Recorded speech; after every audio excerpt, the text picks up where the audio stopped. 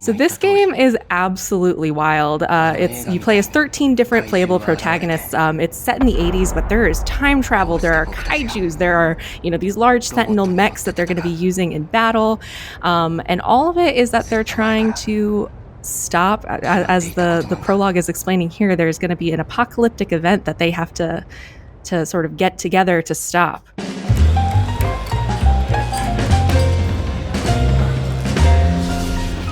Hey guys, welcome back to PlayStation Underground. You got Kristen and Brett here, and we are checking out 13 Sentinels Aegis Rim. This is coming to us from Vanillaware and Atlus. It's going to be out on September 22nd on PS4. Hey Brett, welcome back to Underground. It's been a while. It's been a minute.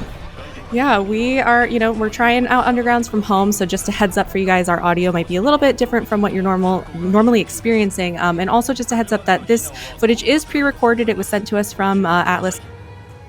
We are, getting an exclusive look at what 13 Sentinels is all about. So this footage that we're seeing right now is the prologue, and one of our heroines is about to reveal her mech.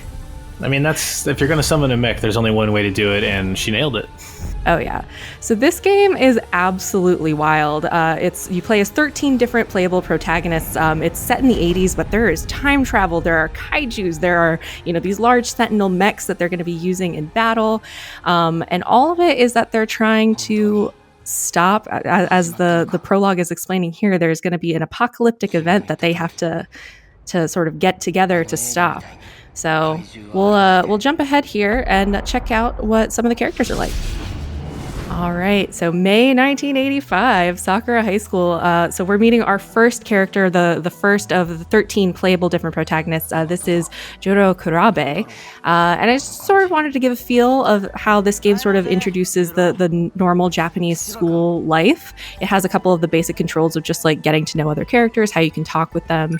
But also it just shows off like Vanillaware's style is so beautiful. Like look at this like hand-painted looking world and like the sun coming up in the background. It's just, I love it. Yeah, it's definitely their staple for sure. Or when you see Vanillaware, the first thing that kind of runs through your mind is this style. I think for me, I was introduced to it through back in the PS2 on Odin Sphere and Grim Grimoire, if anyone remembers that. But that style has just carried them through, or like been a signature of their games for so long that that's part of the reason why we wanted to do this video was it's a video game, and the best way to show this game is to show it in motion like this. I was gonna say it's just a stunning game. So I like I love narrative adventures like this. So the game is sort of like half this like 2D side-scrolling narrative adventure, and you got time travel. The game is jumping between a bunch of different decades. There's like aliens, there's kaijus. This character in particular, he loves action movies and anime and stuff like that. And so some of these talking points that are popping up, he's chatting about movies that he's borrowed from his friend. And the game in general takes a lot of inspiration from sort of that era of just like 80s action and like monster movies and things like that. And so this kid's going to be in for a rude awakening when he realizes that he is going to be basically in an action movie himself. But the dream of every kid in the 80s, I feel. Basically. I like these like thought clouds too. It's a cool system that it's like whenever you're talking with someone and it seems like a keyword will pop up or something that can expand the conversation a little bit more. It sort of like creates this word cloud situation. I thought that was really cool. We'll see when another one pops up soon. But then, a mysterious girl in the middle. Sleeping in class, that maybe would have been me. Added to the thought cloud. So yeah, I think like you were alluding to, there's obviously a mixture of the school portion, but then the action comes pretty fast, like once the game gets going. Yeah, so it lets you, you get introduced to the different Sentinels, and at first, as you're getting introduced to them, it unlocks who you're able to play. And then a little bit farther in, we're going to dive into some of that top-down strategy battle, so we'll be able to see what that looks like. Nice. But first, let's see who he interacts with this character. I like the flower in her hair. I was gonna say she's been dozing too uninterrupted. Someone has to bust in here. She's like, huh? Well, so this is the girl from the prologue. The dramatic irony of perhaps I already know she can summon a giant mech. I had a weird dream. You were there too. Everybody seems to be dreaming about this mech apocalypse. Man, is that a phrase yet? Mechapocalypse? Ooh, it should be. Trademarked by Kristen Did we just invent a thing? Oh my gosh. Surely not. Surely that exists somewhere. But I'm just absorbing these desks and like. I know. As someone, I like just the way that they like breathe and like her hair is flowing and the way that they there's move just so through much the world. life to the screen. Yeah, of not just the characters in the foreground, but in the background you see the trees swaying and just to have all these layers like on top of each other, with all this, each with their own movement, and it just feels a little more lively than a lot of 2D sprite-based games. And I love 2D games in general. Like this being in '85, this is about when I was probably really realizing like, hey, I love video games. These things are great. Seriously. But they didn't have quite, obviously, anywhere near this level of movement and life to them. So again, that goes back to Vanillaware. It's such a treat to look at. Yeah. All right. Well, let's jump ahead a little bit and see what else happens in Juro's plotline. All right, and now it's after school. We're just walking home, hanging out. Oh, I love this like city backdrop too. I like the way that the light sort of flickers a little bit. Yeah. Again, just this great sense of depth, despite it, again being 2D. It's not a 3D polygonal world you're navigating necessarily. It's but the way it brings all these elements together, lighting, movement. It's just really pretty. I feel like I've said that 5 or 6 times, but that's any of these games I'm just like, it looks good, and then all other thoughts just fall apart. I love this conversation about like trying to get a video of this like kaiju movie, and just I miss going and renting movies. You're just like, if the one that you were trying to get wasn't there, you just pick up a new one and maybe discover something new. Yeah, you definitely find your third and fourth choice of like, well, I guess I guess this monster is my favorite one this weekend. Who's this guy? What's going on over here? Juro-kun. So a quick note for folks too. So we're listening now with the Japanese voiceover, but when the game launches, it will come with full English voiceover, full localization. It will be in English, but for now we're enjoying the Japanese voice work. Yeah, I feel like it fits the backdrop. For me, I'd want to leave that in. Wow. When your hand just starts lighting up. Okay, I've definitely seen my hand flash start before, so that checks out. Oh, is he about to find his mech? I mean, this is the very desirable student who finds out they're secretly very important, or like a part of a bigger thing at work here. And I can scarcely think of a cooler, oh my god, it turns out I'm important, then I can summon a building-sized robot. I love his friend. He's like, send it back. Oh, it seems like his friend knows a little bit more than he's letting on, actually. People all right, will notice. We got a quick intro with Juro. Let's check out one of the other 13 Sentinels that we'll get to play and see what her storyline's all about. All right. So now we are joined by Natsuna Minami. She is one of the other 13 Sentinels. She's part of the track team. She just got off of school. Quick context here. So we didn't want to show the whole thing because we want to leave some secrets for folks, but she is big time into aliens. Nobody has really believed her that UFOs exist, that aliens exist, things like that. But while she was at school, she randomly, stumbled upon an alien, and the alien was like, hey, you should go to this place. And so she's meeting up with the alien to see like what the deal is. As you do. As you do in high school. I question her immediate, like, yeah, I'll see you there. I love this little dude, though. His name is BJ, and he's adorable. But yeah, so I just wanted to, time travel is a big element of this game. I'm pretty sure they jump between like 5 or 6 different decades. So this is one of the first examples of them jumping through time. And off we go. Where will he take her?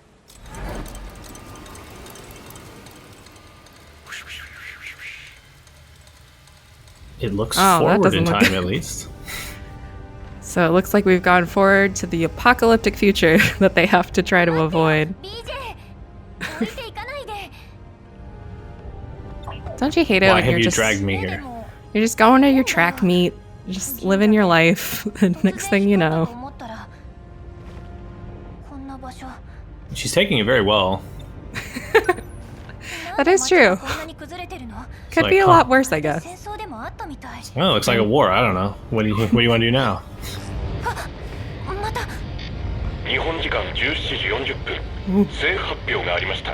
So presumably this all builds to battling in the giant robots to prevent this apocalyptic future, one would think? So it sounds like, the apocalyptic future involved, there's these like giant robots, there's aliens of the non-BJ variety.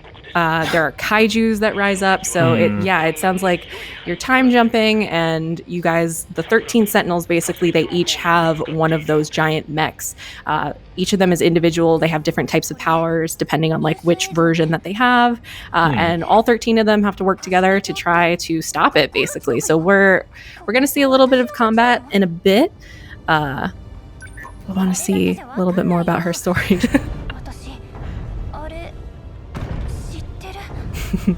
Well, she's super into aliens, so she's probably read all about it. Mm-hmm. Yeah, see? All of her keywords: UFO mysteries, Men in Black. Yeah. Oh, but they have an extra arm. What are you gonna do?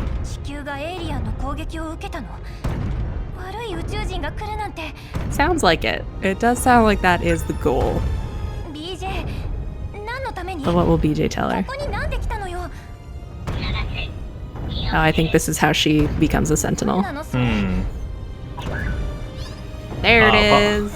Apologies. I guess yeah, you wouldn't want to lead with this. Like, hey, you can control a robot. It's like, let me set Probably up need the context first. Yeah, it's like, let me set up this big problem, and then you think, well, what can I do? Hey, turns out well, you know you what? are uniquely qualified. Why don't we hop into one of the Sentinels and check out what battle's like? All right, let's do this. Let's get in our Sentinel. I've been waiting to blast missiles and blow up buildings. Let me go. She's like, what am I doing here? So this looks like the kid that was in Juro's clip, that he was sort of had the glowing forehead, and then after Juro touched it, he was like, oh, why is my hand glowing? So it seems like he sort of knows what the deal is with these Sentinels. But as he's about to say, so if you notice, there's say G3. So there are 4 different types of Sentinel classes. There are 13 different players that you can play with, and I think at the most you can have 6 different players in your party at a time. But of those 4 different classes, they're called like different generations of Sentinels. So they're Gen 3, which is like long range specialists. But then first gen, it's like melee combat. Second gen, it's sort of like an all around, but they can also like summon support. And then fourth gen can like fly and use like these like high tech lasers and shields and stuff.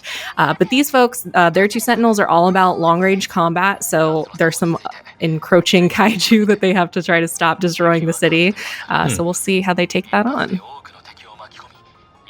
I like this like digital looking style of it all. Yeah, to represent almost like targets on their map or something. They'd be represented by little radar symbols that are, instead of a green blip, it's like this. Yeah. I also like, as you're describing the different generations, like hearing them listed out, it sounds almost like, and it corresponds with the generation thing, where like the first gen of a giant robot probably would be like, it can only punch. Second gen can do a little more. Third gen, long range specialists, we've been able to create weapons and long range tactics. And then fourth gen, now they can fly. So yeah, it just seems like as this war went on, technology allowed them to make better and better mechs. Yeah.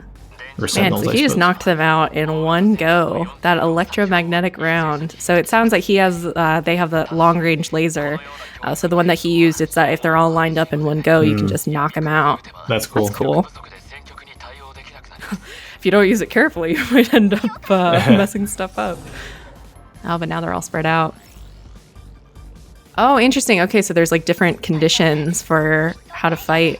So it's this like turn-based back and forth. What will she use? Nice. I love that.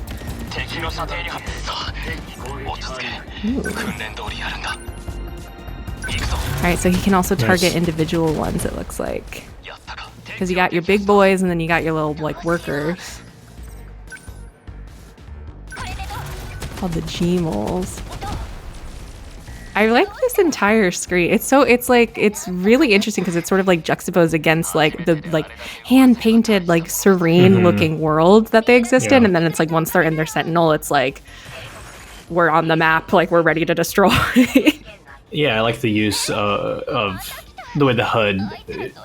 It's not like it's in first person or anything, you in the suit necessarily, but it conveys the sense of you being in a suit or in a tactical position. Yeah. With the various, like you mentioned, the way the enemies are designated in these icons, like it's not literally the monster, or like you see there, you see like a representation of it as if you're looking at a tactical screen or something, and kind of fighting remotely. It's an interesting way to approach it. Yeah. So it's interesting. There's all these different types of mechs that they're also fighting against. Uh-oh. Yeah, the combo of... Ooh. Oh, the future, we're about to get some friends. Oh, nice. Nice. Alright, so here are the two characters that we saw. Our friend that was sleeping in class and Juro have joined the battle. Nice, so it looks like they're both Gen 2, so they're a little bit more all-around help. Oh, like and they're all just class? Freaking out because they didn't know everybody else was a Sentinel.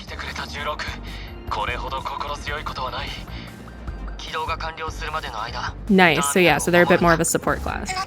Okay. Oh. They're gonna help. Interesting, okay. Nice, so now they got 4 people in their party. They can spread out a little bit more.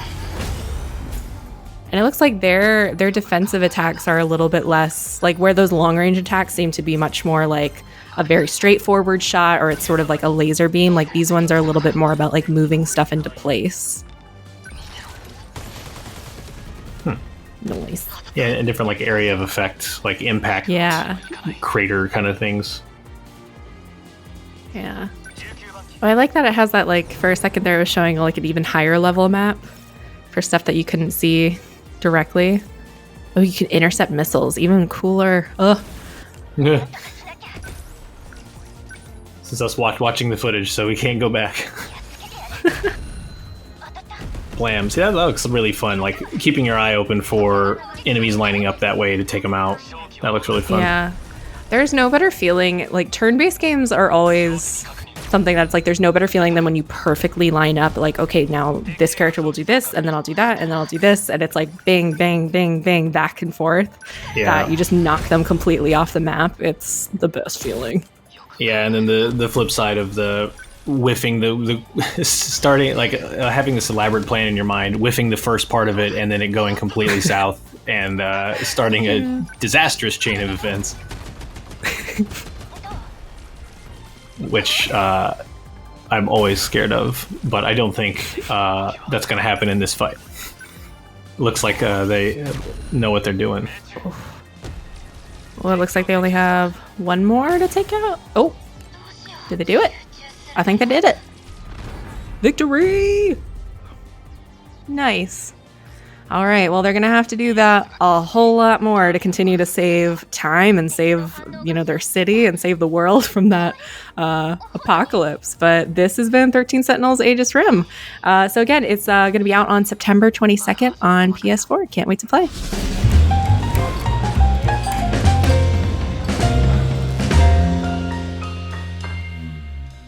PlayStation